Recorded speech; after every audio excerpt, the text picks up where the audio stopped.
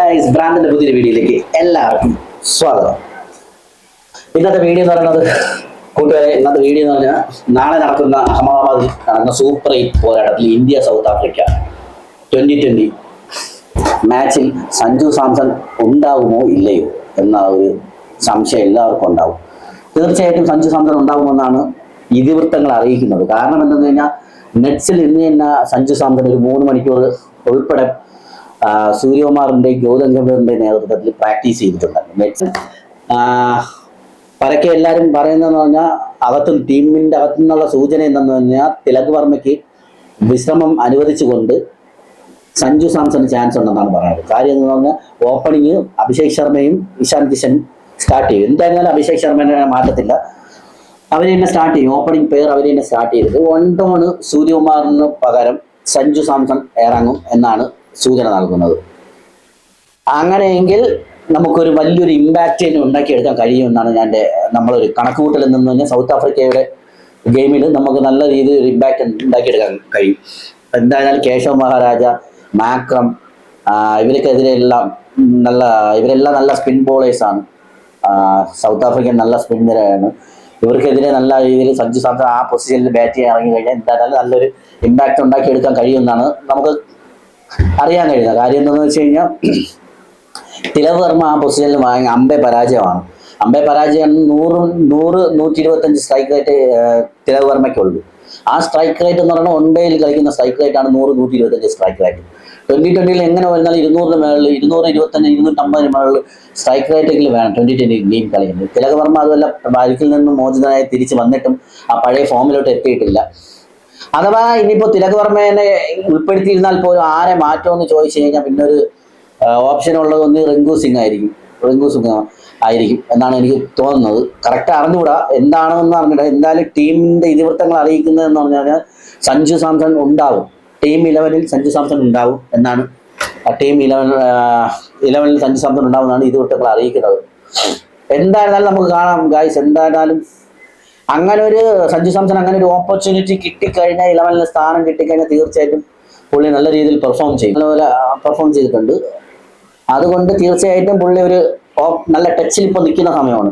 എന്തായിരുന്നാലും ആ കോൺഫിഡൻസ് തിരിച്ചുണ്ട്. ആ പഴയ ന്യൂസിലാൻഡ് സീരീസിൽ ഉണ്ടായിരുന്ന ആ ഭയം, സഞ്ജുവിന്റെ ഭയം ആ മുഖത്ത് കാണാനില്ല. കോൺഫിഡൻസോടെ ബാറ്റ് ചെയ്യുന്നത്. അപ്പോഴെന്തായിരുന്നാലും തീർച്ചയായിട്ടും സഞ്ജു തിരിച്ച് കോൺഫിഡൻസോടെ സൗത്ത് ആഫ്രിക്കയോടെ നല്ലപോലെ ബാറ്റ് ചെയ്യും എന്ന് തന്നെ നമുക്ക് വിശ്വസിക്കാം. കാരണം എന്ന് പറഞ്ഞാൽ സഞ്ജുവിന്റെ 2 സെഞ്ചുറിയും സൗത്ത് ആഫ്രിക്കയോടെയായിട്ട് നടന്ന മാച്ചിലാണ് സഞ്ജു സെഞ്ചുറി എടുത്തത്. അതുകൊണ്ട് എന്തായാലും അത് നല്ലൊരു ഇമ്പാക്റ്റ് ഉണ്ടാക്കിയെടുക്കാൻ കഴിയും സഞ്ജുവിന്. തീർച്ചയായിട്ടും സഞ്ജു സാംസൺ ഉണ്ടാവണമെന്നാണ് എൻ്റെ ആഗ്രഹം. നമ്മളെ പോലത്തുള്ള എല്ലാവരും ആഗ്രഹം സഞ്ജു സാംസൺ ടീമിൽ വേണം. ടീമിൽ സഞ്ജു സാംസൺ ഉൾപ്പെടണം എന്ന് തന്നെയാണ് നമ്മളെ ആഗ്രഹം. തീർച്ചയായിട്ടും സഞ്ജു സാംസൺ കാണും എന്ന് തന്നെ ഞങ്ങളും പ്രതീക്ഷിക്കുന്നു. എന്താകുമെന്ന് കറക്റ്റ് അറിഞ്ഞുകൂടാ. എന്തായിരുന്നാലും ടീം 11-ൽ സഞ്ജു സാംസൺ ഉണ്ടാകും എന്നാണ് പറയുന്നത്. എന്താകുമെന്ന് നമുക്ക് കാണാം ഗൈസ്. അങ്ങനെയെങ്കിൽ തിലക് വർമ്മ ചിലപ്പം ബെഞ്ചിലിരിക്കേണ്ടി വരും. തിലക് വർമ്മ കുറച്ച് ദിവസമായിട്ട് ഫോം ആയിട്ടില്ല, ഫോമിലോട്ട് തിരിച്ചു വന്നിട്ടില്ല. അപ്പോൾ തീർച്ചയായിട്ടും തിലക് വർമ്മ ബെഞ്ചിലിരിക്കേണ്ടി വരും. സഞ്ജു സാംസൺ ബാറ്റ് ചെയ്യേണ്ടി വരും. അതും കൂടാതെ തന്നെ ഇന്ത്യൻ ടീമിന്റെ നെഗറ്റീവ് പോയിന്റ് എല്ലാവരും ലെഫ്റ്റ് ഹാൻഡേഴ്സ് ആണ്. അപ്പോൾ അവിടെ ഒരു റൈറ്റ് ഹാൻഡേഴ്സിന്റെ ആധിപത്യം വേണം. കാര്യം തന്നെ റൈറ്റ് ഹാൻഡേഴ്സ് കുറവാണ്. സൂര്യകുമാർ യാദവും ഹർദിക് പാണ്ഡ്യയും അല്ലാതെ വേറെ റൈറ്റ് ഹാൻഡേഴ്സ് ഇല്ല. റൈറ്റ് ഹാൻഡേഴ്സ് കുറവാണ്. അപ്പോഴത്തേക്കും നമുക്ക് തീർച്ചയായിട്ടും റൈറ്റ് ഹാൻഡേഴ്സിന്റെ ഉൾപ്പെടുത്തിയേ പറ്റും. അപ്പോൾ ആ റൈറ്റ് ഹാൻഡേഴ്സ് എന്ന് പറഞ്ഞാൽ നമ്മളെ സഞ്ജു സാംസൺ സ്പിൻ ബോളിങ്ങിന് നല്ല രീതിയിൽ നേരിടുന്ന പവർ പ്ലേ ആയിരുന്നാലും പവർ പ്ലേ കഴിഞ്ഞിട്ടായിരുന്നാലും സ്പിൻ ബോളിങ്ങിൽ സഞ്ജു സാംസൺ നല്ല ഫോം വീണ്ടെടുക്കാൻ കഴിയുന്ന ഒരു പെർഫോമറാണ് സഞ്ജു സാംസൺ. അപ്പോൾ തീർച്ചയായിട്ടും സ്പിന്നിനെതിരെ നല്ല രീതിയിൽ ബാറ്റ് ചെയ്യാൻ സഞ്ജു സാംസൺ ആകുമെന്നാണ് ഞാൻ കരുതുന്നത്. എന്തായാലും സഞ്ജു സാംസൺ ടീമിൽ ഉണ്ടാവട്ടെ എന്ന് ഞാൻ ആഗ്രഹിക്കുന്നു. ഉണ്ടാവുമെന്നാണ് തോന്നുന്നത്. എന്തായിരുന്നാലും പറയുന്നത് ഇപ്പം ഇന്ന് മണിക്കൂറുകൾക്ക് മുമ്പ് വരെ സഞ്ജു സാംസൺ നെറ്റ്സിൽ ഗൗതം ഗംഭീറിന്റെയും സൂര്യകുമാറിന്റെയും നേതൃത്വത്തിലാണ് സ്പിന്നിനെയും ഫാസ്റ്റ് ബോളിനെയും എതിരെ നല്ല രീതിയിൽ ബാറ്റ് ചെയ്ത് പ്രാക്ടീസ് ചെയ്തിട്ടുണ്ട്. 3-4 മണിക്കൂർ അടുപ്പിച്ച് നെറ്റ്സിൽ പ്രാക്ടീസ് നടത്തി അഹമ്മദാബാദിൽ. അപ്പോൾ ഇതെല്ലാം സൂചന നൽകുന്നത് സഞ്ജു സാംസൺ ടീം 11-ൽ ഉൾപ്പെടും എന്ന് തന്നെയാണ് സൂചന നൽകുന്നത്. പിന്നെ അതുകൂടാതെ തന്നെ അഭിഷേക് ശർമ്മയുടെ ഫോം ഒരു വല്ലാത്തൊരു ചിന്താഗതിയിൽ നിൽക്കുകയാണ്. അഭിഷേക് ശർമ്മ ഫോമിലാകാതെ നിൽക്കുന്നതും ഒരു വല്ലാതെ. എന്തായാലും അഭിഷേക് ശർമ്മ മാറ്റാൻ